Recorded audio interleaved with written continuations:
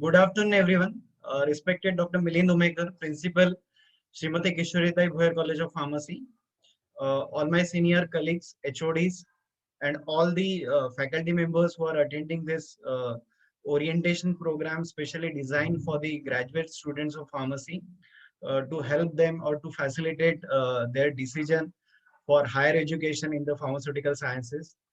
All the students who are attending this workshop online from SKB College of Pharmacy and from the colleges outside the Maharashtra or maybe from the Vidarbha region. Welcome you all. Many aspects or many branches which would be open and would be giving you opportunity to work in that particular area. So first and most important or mostly easily available option is to go into the basic research and teaching, which can be anyway adopted at any academic institute or any laboratory available at national or international level, where you can work for the preclinical and physiological research, where most of the pharmaceutical colleges or pharmacy institution across the India are working on. You may take example of NIPER or Punjab University or ICT. They are all working on the basic research, and most of it become applied after some time, because they also not only get involved in the basic research but also try to find out the solutions for the problem faced by the society. And ultimately, if you are trying to find out any solution for the problem faced by the society, it become applicable research. Okay, then you can also work in the CDIRI or ICMR laboratories available in India, across the various state. You can find out your options in the pharmaceutical industry if you are really interested in the drug discovery and development process. So let me tell you कि बहुत लोग ये बोलते हैं कि drug discovery development में उतना scope नहीं है, बहुत ज्यादा रिक्रूटमेंट नहीं होती है. But for your information I am telling you कि there are more than 20,000 diseases available where our human race can be suffered from, and only 5,000 diseases are there, including infections, which can be completely treated or which are curable.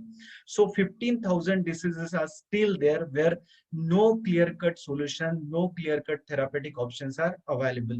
Most of them are associated with some mitigation purposes, where you can slow down the process of disease progression, or you can symptomatically treat the patient. For example, if you are having hypertension, if you are having a diabetes mellitus, you can be like reduce your hypertension, you can reduce your sugar by giving either antihypertensive drug or the drug belonging to hypoglycemic category. But you cannot completely treat the patient who are suffering from hypertension and diabetes mellitus. So scope is very huge, scope is very large if you really want to work in this drug discovery and development process. Then if you're interested in like working with some government institute like CSIR, IITR, or AIMS, or other pharmaceutical industry, or the toxicological institute, you can work in the toxicological research. It is wonderful area because most of the drugs, like all the drugs, if they are being used by the community, if they are being used by the human populations, ultimately are associated with toxicity, and it is a regulatory requirement.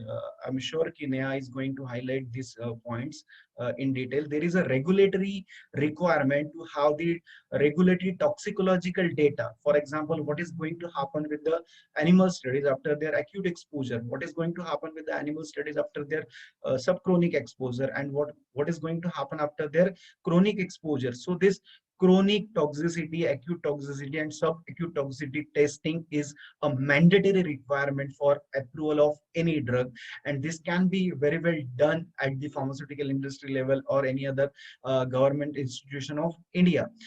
Then some institute are there which are very happily recruiting the people who are very specialized. For example, NBRC or CCMB, then NIMHANS, who are working in a specialized area. For example, NBRC and NIMHANS are working on the brain research. CCMB is working on the molecular level of the pathogenesis of different disorders.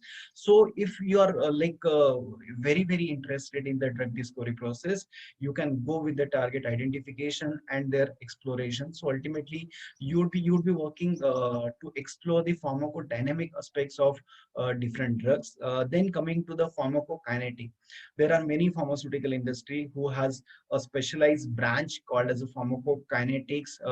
And here CSIR and CDRI working together to have this pharmacokinetic aspects of different drugs. Then you can work through this pharmacokinetic to work on the biopharmaceutics point of view, as well as PK and PD studies are also the part of this pharmacokinetic work.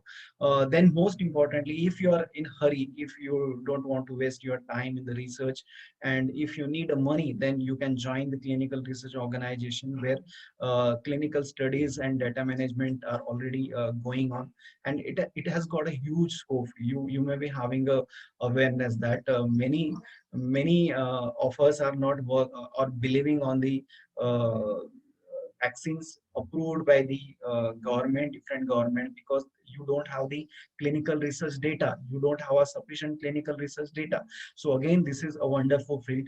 And then pharmacovigilance, like most of the ITs companies, then pharmaceutical industries and CROs are working on this particular aspect to look into the adverse effect of a drug after its chronic use. Then medical coding is there, where you can work with either CROs or healthcare industries, have the medical transcription to convert the foreign language into Indian language, and ultimately you can work for the facilitation of the communication between the different doctors.